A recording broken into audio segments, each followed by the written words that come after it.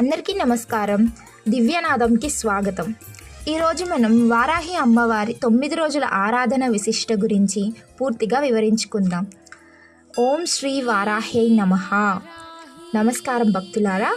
ఈరోజు మనం ఎంతో శక్తివంతమైన దేవత అయిన శ్రీ వారాహి అమ్మవారి గురించి, అలాగే కొన్ని శాక్త సంప్రదాయాల్లో ఆచరించే 9 రోజుల వారాహి ఆరాధన యొక్క ఆధ్యాత్మిక ప్రాముఖ్యత గురించి తెలుసుకుందాం. వారాహి అమ్మవారు ఎవరు? వారాహిదేవి సప్తమాతృకలలో ఒకరు.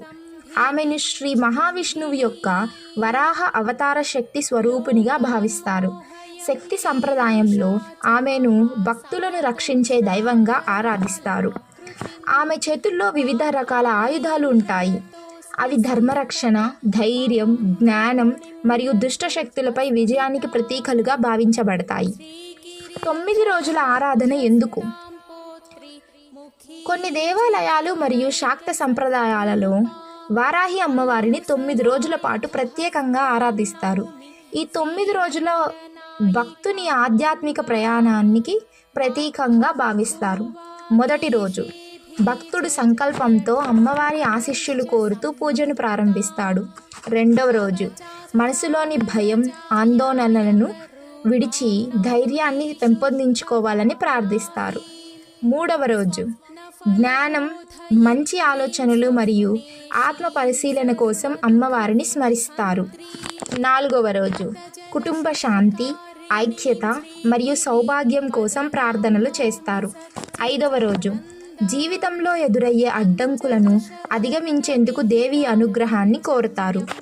ఆరవ రోజు ఆరోగ్యం, శారీరక మరియు మానసిక శ్రేయస్సు కోసం ప్రార్థిస్తారు.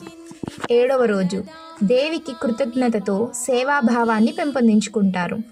ఎనిమిదవ రోజు ఆత్మవిశ్వాసం, ధర్మం మరియు ఆధ్యాత్మిక సాధనలో స్థిరత్వాన్ని కోరుతారు.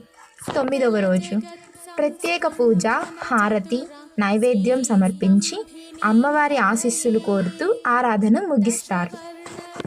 వారాహి అమ్మవారి సందేశం.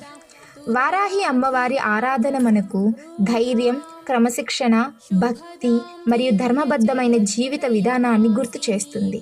నిజమైన భక్తి అంటే మంచి ఆలోచనలు, మంచి మాటలు మరియు మంచి పనులు చేయడమే. భక్తులారా, వారాహి అమ్మవారి అనుగ్రహం మీ కుటుంబంపై ఎల్లప్పుడూ ఉండాలని మనస్ఫూర్తిగా కోరుకుంటున్నాను. ఓం శ్రీ వారాహై నమః.